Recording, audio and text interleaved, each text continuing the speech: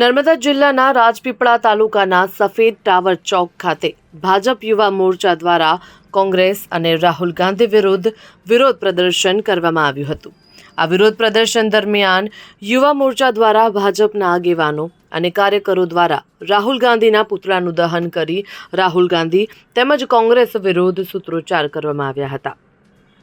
યુવા કોંગ્રેસે દિલ્હીના ભારત મંડપમમાં ખાતે વિરોધ પ્રદર્શન કર્યું તો ભારત મંડપમ ખાતે એઆઈ અંગે કોંગ્રેસે વિરોધ પ્રદર્શનો કર્યા, જેને લીધે ભાજપ દ્વારા હવે રાહુલ ગાંધીના પુતળાનું દહન કરવામાં આવ્યું છે।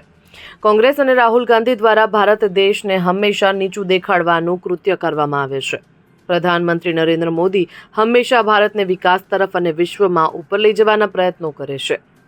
ભારત વર્ષ 2047માં વિકસિત ભારત બનશે ત્યારે કોંગ્રેસ દેશને બદનામ કરવાનું કૃત્ય કરે છે, જેનો વિરોધ કરવામાં આવ્યો હતો। Bureau report, Gujarat fight news.